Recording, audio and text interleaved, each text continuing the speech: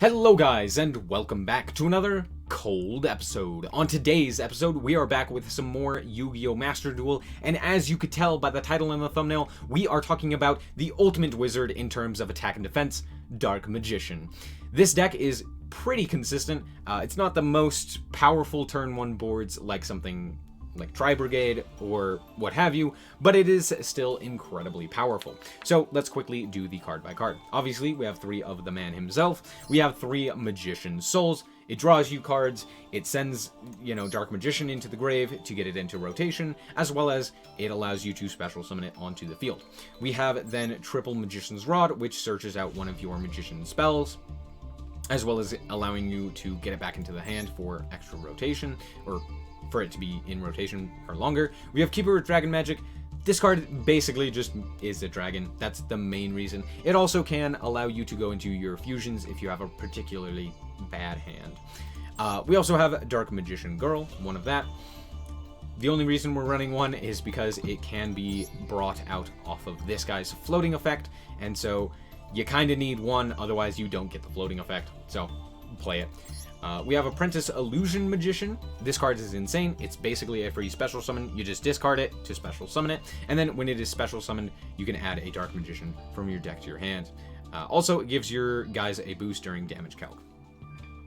Then we have the double magicalized fusion in order to go to our fusion monsters by banishing them from the grave or the field. Also, it works with Verte Anaconda, so that's why we're playing this over something like a Eye of Timaeus. Eye of Timaeus allows you to get more consistently into this guy, but he is notably worse on a lot of boards, and more specifically, he is, or it's not as consistent, right? Because you do have to get specifically a Dark Magician onto the field, and we don't really have a way to do that turn 1, so it's not really worth it to do that.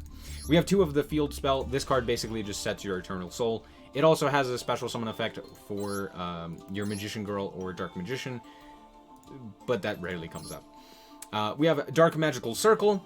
This card banishes cards. As long as you special summon summon a Dark Magician, it can target a card and then banish it from your opponent's side of the field. Insanely good. Also, you look at the top 3 cards and add a Dark Magician or a spell or trap that specifically lists Dark Magician in its text. So, very nice. We have the Soul Servant, triple of those, triple Soul Servant. The reason for this is because it's basically a search.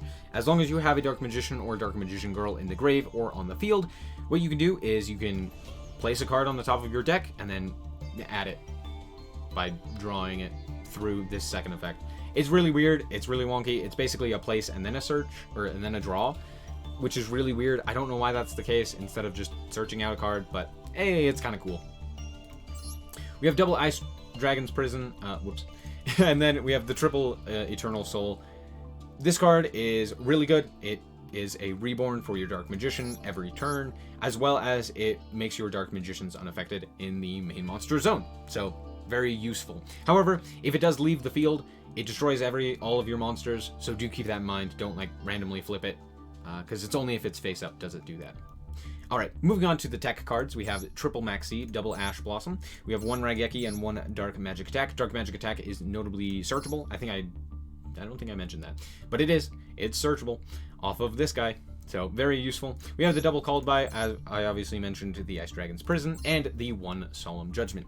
Moving on to the extra deck. Oh, real quick. You can also play Skill Drain in place of the Ice Dragon's Prison. It just kind of depends on which one you want to play with.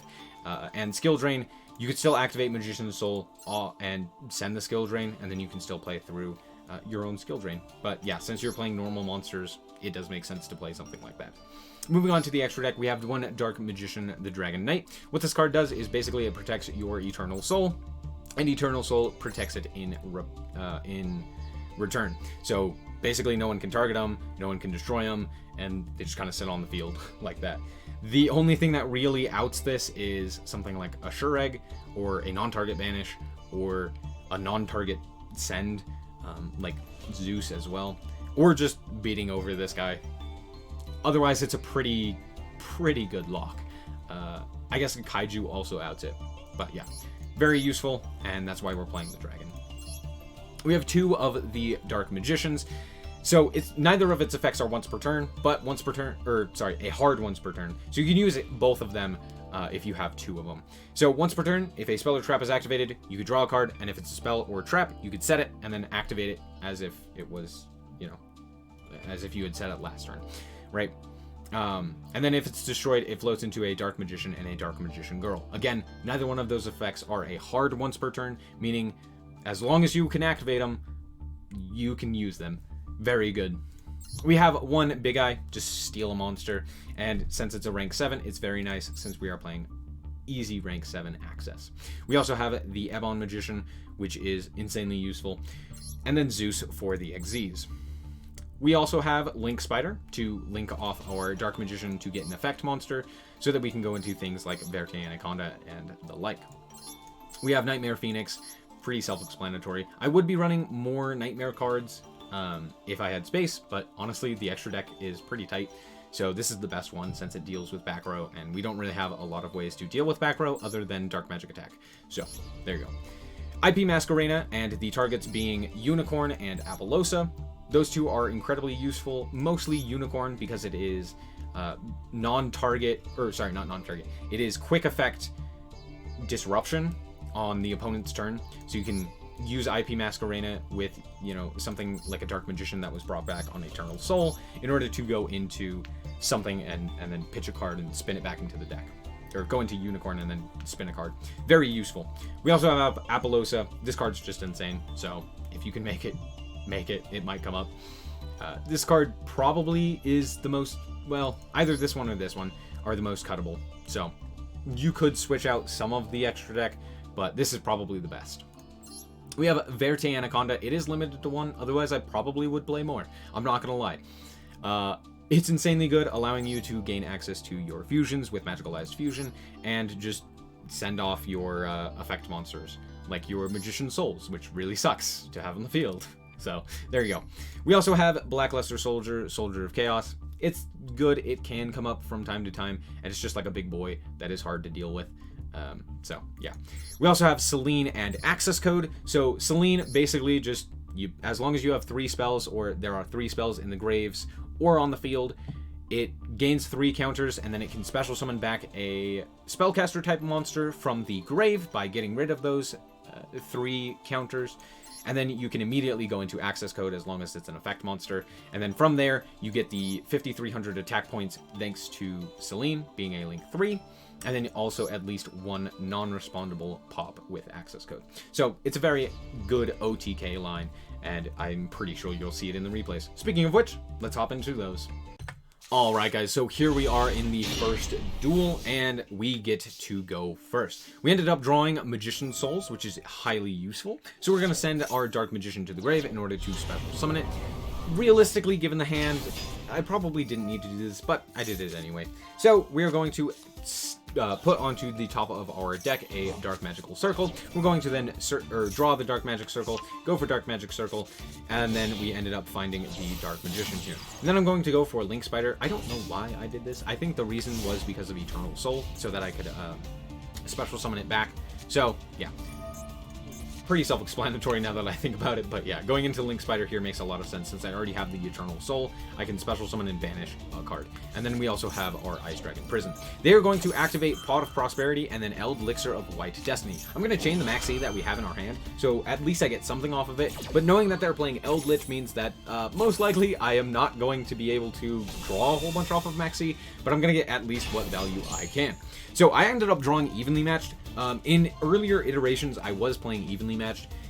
This is not really the greatest card. It's okay, but it's not great. So I did end up cutting it eventually, but yeah, you'll see it here.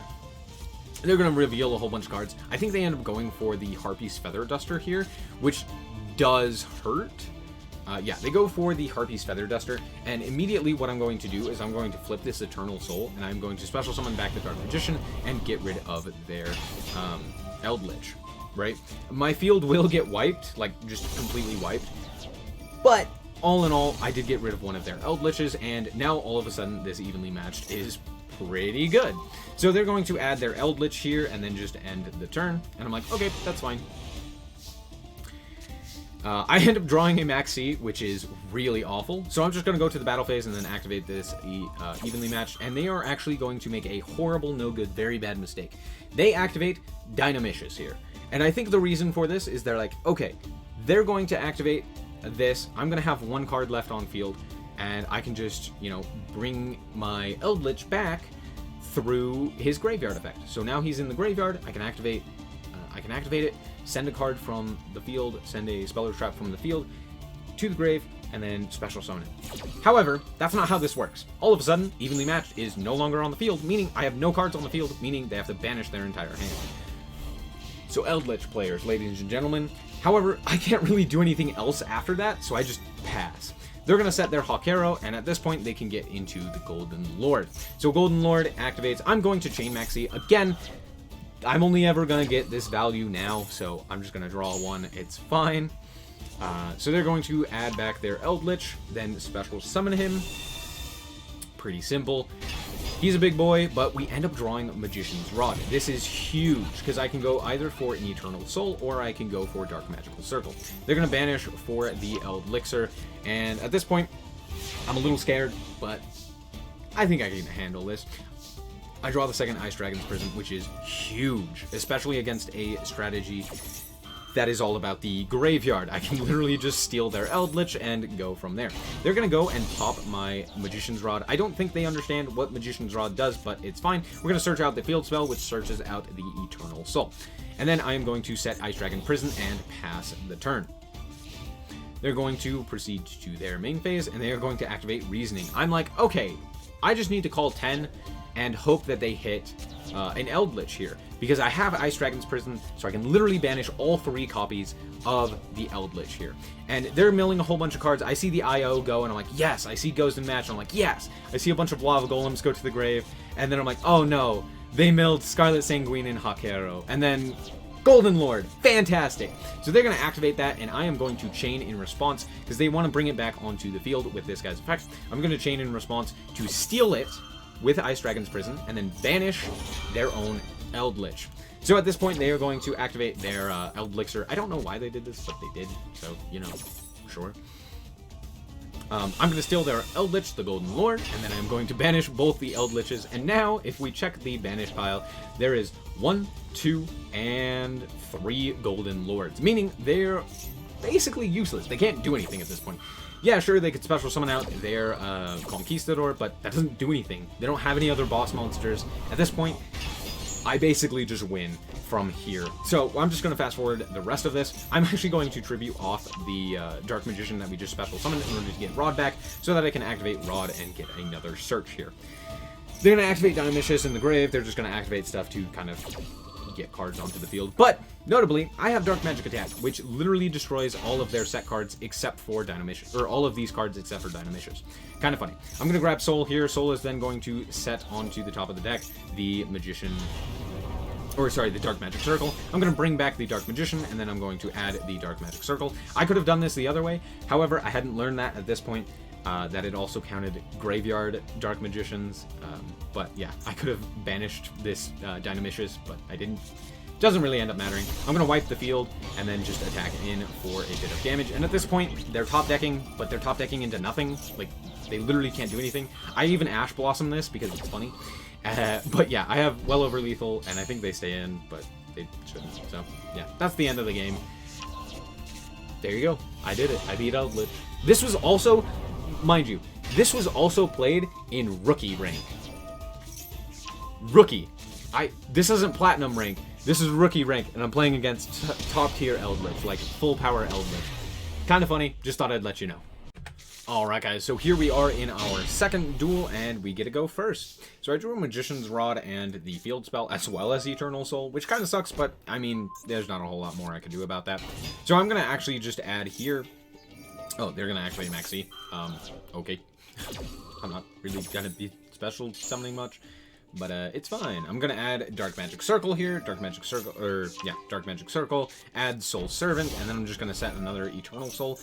There was no reason to do this. I don't know why I did, but I did. And then they're just going to pass the turn. So during the end phase, I'm going to bring out my Dark Magician. I have no idea what's going on in their hand. They have 5 cards and haven't done anything.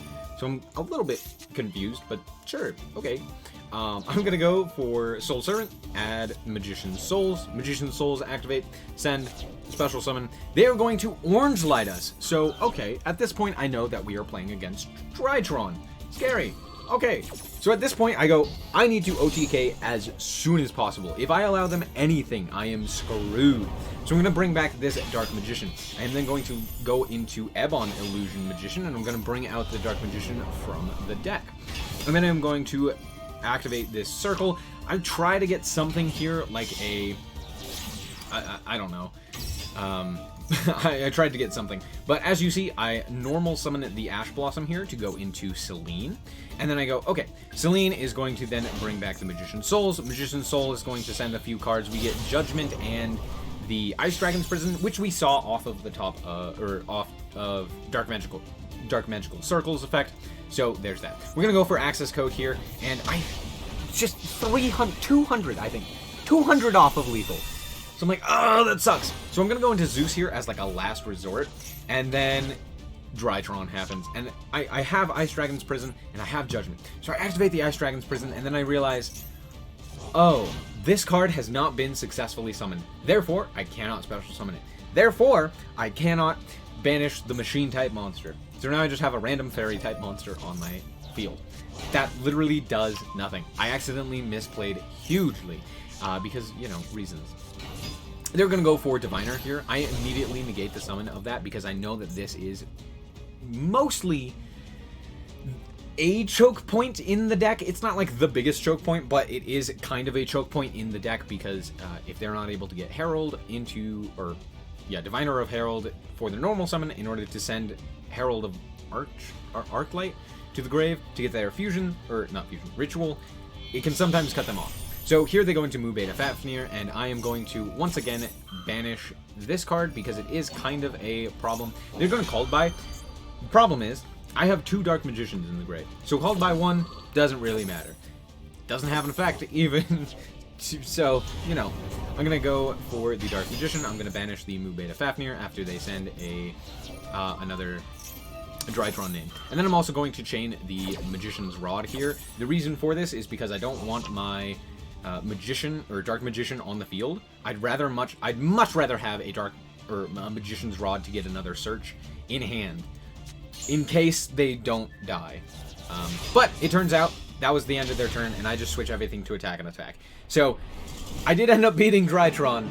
It looks like they didn't really have the greatest of hands, but in all honesty, that second turn was kind of scary. Alright, so far we've taken down 2 meta decks, Eldritch and Drytron. Let's take down a third in Spirals. So immediately, I have no idea what Spiral does, so I'm just gonna fire off this Maxi. They just end their turn on this. Kind of weird, but okay, whatever. During the main phase, I'm going to activate the Magician's Salvation, and they are going to flip up Anti-Spell Fragrance. I don't know why they didn't do this in the draw phase, but they didn't. And because of that, I'm still in this game. So, here's what's going to happen. I'm not able to play any spell cards unless I set them first. And then I can play them on the following turn. So, I am going to pitch this Raigeki, because it's not going to do anything. And then I'm going to set this Magicalized Fusion, search out our Dark Magician, and then just attack in and get whatever damage I can. This guy can't be destroyed by battle or card effect, so there's that. Immediately, once again, I am going to go for the Maxi. I don't want them going into any Link monsters, so that's what I'm going to do there. Then, during the end phase, I'm going to special summon out this Dark Magician from the hand. Now that we have the necessary materials, I can actually go for the Magicalized Fusion. So, I am going to, first of all, Link off, because I can do that. I'm going to go for the Nightmare Phoenix. I'm going to pop this card so that I can actually destroy this guy. And then I am going to draw a card, and I end up drawing Magician's Souls, which is really good, because it's just another free body. I'm then going to special summon in, and then, special summon the Dark Magician, and then special summon another Dark Magician. At this point, I believe I go into Ebon. Yes, I go into Ebon to go for the third Dark Magician from the deck. I'm going to pitch the first one, go for the Dark Magician, and then I can actually activate the Magicalized Fusion. Magicalized Fusion goes into our Dark Magicians. So, at this point, I have quite a bit of cards on field, but we can still go for Selene. Selene, activate. We have 3 counters. I specifically made sure that we had 3. We had 3, 1, 2, and 3. So 2 engrave, 1 on field, and then we bring back the Apprentice Illusion Magician to go into the access code. And at this point, they surrender, realizing they can't win. Alright, so that last one, it wasn't really a meta deck, nor was it anything like too special. But with that being said, we've still taken down 2 really powerful decks, as well as, you know, we're going to take down this one, which is actually pretty interesting. So I actually ended up drawing our Apprentice Illusion Magician, 2 of them, and since it doesn't have a hard once per turn, we're going to search out 2 Dark Magicians, and we're just going to have another Dark Magician in our hand. We also have Ice Dragon's Prison, and at this point, I'm going to go for the Verte Anaconda. Verte Anaconda is then going to send the Magical Ice Fusion, banish 2 in order to special summon out the Dark Magicians. I put it into defense so that we don't immediately lose to a Lightning Storm, and they are going to normal summon their Elemental Hero Shadow Mist, and then go for E Emergency Call. I have nothing against this, I just kind of have to sit here and take whatever they end up doing. I'm going to activate the Dark Magician to draw a card, and they're going to super poly me. And at this point, I'm like, okay, I don't think this works how you want it to. I mean, I don't get my floating effect, but I still get to draw, so sure. They're going to go for their Elemental Hero Escargot, and then I'm going to draw and set the Magician's Salvation. I don't know why I said it. I had no reason to do that. Now it can be destroyed. That was kind of silly of me, but all in all, it doesn't really matter. They go for the Adusted Gold in order to grab themselves the Dark Calling, and then they go for Elemental Honest Neos to get the materials in the grave for Malicious Bane. So now they have a really big Escargot as well as the Malicious Bane. Malicious Bane is going to pop our Verte Anaconda, and I'm like, oh, that's scary, but also I don't care. You're now 3,200, not that big of a deal. At this point, they have Lethal on field, and so I am going to use the Ice Dragon Prison to bring back the Shadow Mist, and then banish their, I don't know what this card is called, I just call it Escargot. Then during their turn, or during the battle phase, before Malicious Bane attacks, I'm going to also bring out the Dark Magician just to protect my life points. They're going to set 2 and pass, and then I am going to activate the Magician's Salvation. Actually, I'm not going to activate it, but or activate its effect to set a card, but I am going to have it on the field. Then I'm just going to go for Dark Magician and then just sit there, because I'm like, I kind of can't do anything here. Like, I could normal summon the Ash Blossom to go into nothing, because I've already used Verte, so I can't really do Verte again, so I just kind of end. Here, we bring back during the end phase the Dark Magician, and at this point, I do have a lot more plays. Even though I end up drawing our Ash Blossom, it's fine, because I can still make plays, or at least survive. As you can see, I search out the Dark Magic Attack to get rid of the 2 back row, because they were activatable, and I was a little bit worried. I was right. I played this on stream, and I was calling that this was a mask change, and that's exactly what it was, so I'm very glad that we did end up doing that.